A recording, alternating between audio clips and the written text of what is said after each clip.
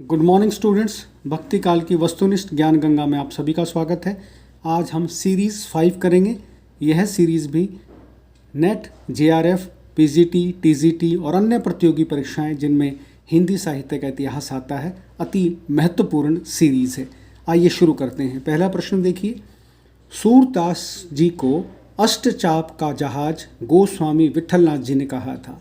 सूरदास जी को अष्टचाप का जहाज गोस्वामी विट्ठलनाथ जी ने कहा था। गोस्वामी विट्ठलनाथ जी वल्लभाचार्य जी के पुत्र थे। उन्होंने अष्टछाप की स्थापना की थी, जिसमें 4 कवि उन्होंने अपने पिता के शिष्य लिए थे और 4 उन्होंने अपने शिष्य लिए थे। इन 8 कवियों को मिलाकर के अष्टछाप की स्थापना की गई थी। इसका जहाज सूरदास जी को कहा गया है। अगला प्रश्न देखिए, सूरदास जी का विवादित ग्रंथ है साहित्य लहरी। सूरदास जी का विवादित ग्रंथ साहित्य लहरी माना जाता है। तीसरा प्रश्न देखिए, सूरदास जी के सूर सागर में 24 अवतारों का उल्लेख है, मूल ध्येय कृष्ण अवतार है। सूर सागर में 24 अवतारों के बारे में बताया गया है भगवान विष्णु के, लेकिन मूल ध्येय उसमें कृष्ण अवतार ही है, कृष्ण का अवतार ही है। चौथा प्रश्न देखिए, वल्लभाचार्य के शिष्य बनने से पूर्व सूरदास जी गऊ घाट पर रहा करते थे। ऐसा माना जाता है कि सूरदास जी बड़ा मधुर गाते थे और एक बार गऊ घाट पर उनकी वल्लभाचार्य जी से भेंट हुई और वल्लभाचार्य जी ने उनसे कहा कि सूर हमें काहे गिगियाते, कछु सगुन लीला पद कही। तब से कहते हैं कि सूरदास जी ने वल्लभाचार्य जी का शिष्यत्व ग्रहण किया और तब से वो भगवान के सख्य भाव के पद गाने लगे। तो गऊ घाट पे उनकी भेंट हुई थी वल्लभाचार्य जी से। अगला प्रश्न देखिए, सूर सागर का सर्वाधिक मार्मिक एवं वाग वैधग्यपूर्ण प्रसंग है भ्रमर गीत प्रसंग है। जैसा कि आपको पता है, हिंदी साहित्य में भ्रमर गीत प्रसंग आपका सूरदास जी का भी प्रसिद्ध है और नंददास जी का भी प्रसिद्ध है। भ्रमर गीत प्रसंग वह प्रसंग है जिसमें उद्धव श्री कृष्ण के दूत बन करके गोपियों को ब्रज में योग की शिक्षा देने जाते हैं। तो उस समय गोपियाँ एक भ्रमर के माध्यम से उद्धव जी के साथ संवाद करती हैं। वही भ्रमर गीत के नाम से हिंदी में प्रसिद्ध हुआ। छठा प्रश्न देखिए, सूरदास जी ने 3 भ्रमर गीतों की रचना की, उनकी मृत्यु पारसोली में हुई थी। सूरदास जी ने 3 भ्रमर गीतों की रचना की, उनकी मृत्यु पारसोली में हुई थी। यह अति महत्वपूर्ण आपका एक आंकड़ा है। उन्होंने 3 भ्रमर गीतों की रचना की थी और उनकी मृत्यु का जो स्थान है वो पारसोली है, उत्तर प्रदेश में ही ये स्थान है। 7वां प्रश्न देखिए, भ्रमर गीत का मूल उद्गम स्थान भागवत का 10वां स्कंद है। यदि हम पुराणों की बात करते हैं, हमारे 18 पुराण हैं, उसमें एक पुराण है श्रीमद् भागवत महापुराण। तो श्रीमद् भागवत महापुराण के 10वें स्कंद में भ्रमर गीत का वर्णन किया गया है। वहीं से उसके मूल से लेकर के जितने भी हिंदी में भक्त कवि हुए भगवान कृष्ण के, उन्होंने भ्रमर गीत का जो मूल उद्गम स्थान माना है वो भागवत का 10वां स्कंद माना है। उसी को आधार बना करके हिंदी में भ्रमर गीत काव्य परंपरा चली। 8वां प्रश्न देखिए, आचार्य केशव ने सूरदास को सूर्य कहा है। जैसा कि मैंने आपको पिछली सीरीज में बताया भी था, एक पंक्ति बड़ी प्रसिद्ध है, सूर सूर तुलसी शशि उड़ुगन केशवदास। तो उसमें सूरदास जी को सूर्य कहा गया है केशवदास जी के द्वारा। 9वां प्रश्न देखिए, बड़ा महत्वपूर्ण प्रश्न है, परीक्षा में कई बार आया है। सूर ही वात्सल्य है, वात्सल्य ही सूर है।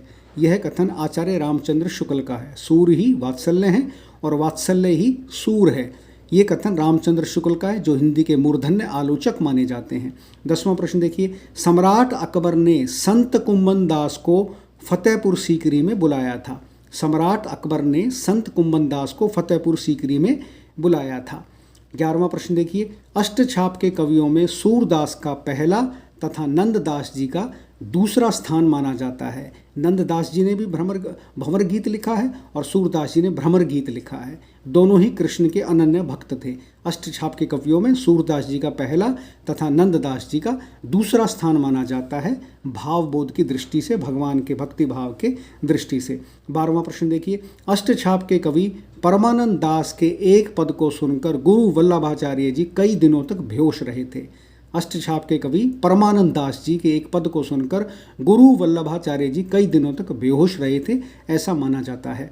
13वां प्रश्न देखिए, जड़िया अष्टछापीय कवि नंददास जी को कहा जाता है। और कवि गढ़िया नंददास जड़िया ऐसा माना जाता है। तो जड़िया जो उपनाम है वो नंददास जी के साथ है, जो अष्टछाप के प्रमुख कवियों में से एक थे। 14वां प्रश्न देखिए, रामपुर में शामसर तालाब का निर्माण अष्टछापीय कवि नंददास जी ने करवाया था। रामपुर में शामसर मैंने भगवान शाम का तालाब, इसका निर्माण अष्टछापीय कवि नंददास जी ने करवाया था। बड़ा महत्वपूर्ण प्रश्न है।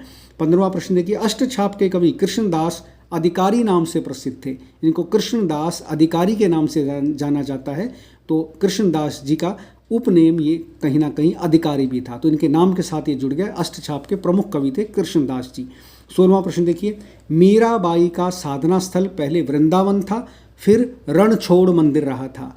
वो वृंदावन से जो है रणछोड़ मंदिर में चली गई थी और ऐसा माना जाता है उनको अंतिम बार रणछोड़ मंदिर में ही देखा गया था और रणछोड़ भगवान की मूर्ति में ही मीराबाई समा गई थी, ऐसी भी एक किंवदंती प्रचलित है। तो उनका साधना स्थल पहले वृंदावन था, फिर रणछोड़ मंदिर रहा। 17वां प्रश्न देखिए, भारतेंदु का रसखान के विषय में कथन है, इन मुसलमान कवियन पे कौटिक हिंदू वारो। भारतेंदु जिन्हें नवजागरण का अगर दूत माना जाता है, आधुनिक काल का प्रारंभ भारतेंदु जी से माना जाता है, उन्होंने भक्ति काल के रसखान संत कवि के बारे में कहा था, इन मुसलमान कवियन पे कोटिक हिंदू बारों। 18वां प्रश्न देखिए, 252 वैष्णवन की वार्ता में रसखान को वल्लभ संप्रदाय में दीक्षित बताया गया है। 284 वैष्णवन की वार्ता और 252 वैष्णवन की वार्ता में रसखान जी को वल्लभ संप्रदाय में दीक्षित बताया गया है। दो बड़ी प्रसिद्ध रचनाएं हैं, जिन 252 वैष्णवन की वार्ता, 284 वैष्णवन की वार्ता, ये दो बड़े कृष्ण भक्तों से संबंधित बड़ी प्रसिद्ध पुस्तकें मानी जाती हैं, बड़े प्रसिद्ध ग्रंथ माने जाते हैं। तो उनमें से एक ग्रंथ है 252 वैष्णवन की वार्ता। इसमें रसखान को वल्लभ संप्रदाय में दीक्षित बताया गया है। वल्लभ संप्रदाय का संबंध आपको पता है गुरु वल्लभाचार्य जी से है। 19वां प्रश्न देखिए, शाहजहां की प्रशंसा करने पर नूरजहां ने गंग कवि को हाथी से कुचलवा दिया था। शाहजहां की प्रशंसा करने पर नूरजहां ने गंग कवि को हाथी तले कुचलवा दिया था, ऐसा माना जाता है। मुगल काल की बात है। 20वां प्रश्न देखिए, बाबर की आत्मकथा तुझके बाबरी का तुर्की भाषा से फारसी में अनुवाद रहीम ने किया था। बाबर की जो आत्मकथा है, जिसे हम तुझके बाबरी कहते हैं या बाबरनामा कहते हैं, उसका तुर्की भाषा से फारसी में अनुवाद रहीम ने किया था। रहीम आपको पता है जो हिंदी के बड़े प्रसिद्ध कवि माने जाते हैं, जिनके दोहे अब्दुल रहीम खाना के नाम से जिनको जाना जाता है, जो अकबर के दरबार में बड़े प्रतिष्ठित विद्वान थे। 21वां प्रश्न देखिए, रहीम दास के सर्वाधिक दोहे नीति से संबंधित हैं। रहीम दास के सर्वाधिक दोहे जो हैं नीति से संबंधित हैं, ठीक है ना। बड़ा हुआ तो क्या हुआ, जैसे पेड़ खजूर, पंथी को छाया नहीं, फल लागे अति दूर, ठीक है। रहीमन पानी राखिए, बिनु पानी सब सून, पानी गए न उबरे, मोती मानुष चून। तो नीति संबंधित बातें रहीमदास जी ने अपने दोहों के माध्यम से सबसे ज़्यादा कही हैं। 22वां प्रश्न देखिए, चंद छंद वर्णन की महिमा के रचयिता गंग कवि हैं। ये वही गंग कवि हैं जिनको हाथी के तले कुचलवा दिया गया था। चंद छंद वर्णन की महिमा, ये बड़ी प्रसिद्ध रचना है, ये गंग कवि की है। 23वां प्रश्न देखिए, भक्ति कालीन खड़ी बोली की रचना गोरा बादल की कथा गद्य व पद्य दोनों रूपों में मिलती है, इसके लेखक हैं जटमल। ये बड़ी प्रसिद्ध कथा है। भक्ति कालीन खड़ी बोली की रचना गोरा बादल की कथा गद्य व पद्य दोनों रूपों में मिलती है, इसके लेखक जटमल हैं। 24वां प्रश्न देखिए, मारवाड़ी में गद्य ईसा की 13वीं शताब्दी से प्राप्त होता है। मारवाड़ी जो राजस्थानी बोली है, उसमें उसका जो गद्य है वो ईसा की 13वीं शताब्दी से प्राप्त होता है। 25वां प्रश्न देखिए, कबीर के बीजक के 3 भाग हैं, साखी, सबद, रमैणी। कबीर का एक ही ग्रंथ उपलब्ध है जिसे हम बीजक कहते हैं, उसके 3 भाग हैं, साखी, सबद और रमैणी। 26वां प्रश्न देखिए, भ्रमर गीत सूर सागर का सर्वाधिक महत्वपूर्ण अंश है। भ्रमर गीत सूर सागर का सर्वाधिक महत्वपूर्ण अंश है। 27वां प्रश्न देखिए, सूरदास के भ्रमर गीत के बारे में आचार्य शुक्ल ने लिखा है, ऐसा सुंदर उपालंब काव्य दूसरा नहीं मिलता। उपालंब का मतलब होता है उल्हाना देने वाला काव्य।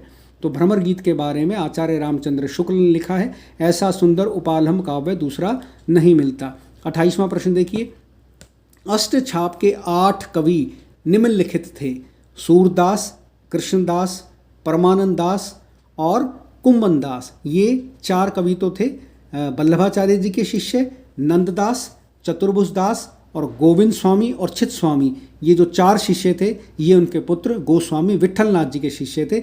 इस प्रकार से अष्टछाप में कुल 8 कवि थे। 8 कवियों को मिला करके अष्टछाप के कवियों का जो है एक स्थापना की गई थी, और इन अष्टछाप के कवियों ने कृष्ण लीला को आगे बढ़ाने में अपना अमूल्य योगदान दिया है। 29वां प्रश्न देखिए, सूरदास, कृष्णदास, परमानंद दास और कुंभन दास ये वल्लभाचार्य जी के शिष्य थे, जैसा अभी मैंने आपको ऊपर बताया। अगला प्रश्न देखिए, समन्वय का शाब्दिक अर्थ होता है जोड़ना अथवा मिलाना। हिंदी में आपको पता है समन्वय का प्रयास जो है तुलसीदास जी ने अपने रामचरितमानस के माध्यम से किया है, इसलिए उनको हिंदी का लोकनायक कवि भी कहा जाता है। तो समन्वय का अर्थ होता है जोड़ना अथवा मिलाना, और हिंदी का लोकनायक कवि जैसा कि मैंने आपको बताया अभी ऊपर तुलसीदास जी को कहा जाता है। तो स्टूडेंट्स, इस प्रकार से यह भक्ति की वस्तुनिष्ठ ज्ञान गंगा यूजीसी, नेट व अन्य प्रतियोगी परीक्षाओं के लिए अति महत्वपूर्ण सीरीज़ है। आप इन प्रश्नों के संकलन का लाभ उठाइए और इन प्रश्नों को याद कीजिए, ताकि आप भी परीक्षा में सफलता प्राप्त कर सकें। अगली किसी नई सीरीज के साथ मैं आपसे फिर रूबरू होता हूं। तब तक के लिए धन्यवाद।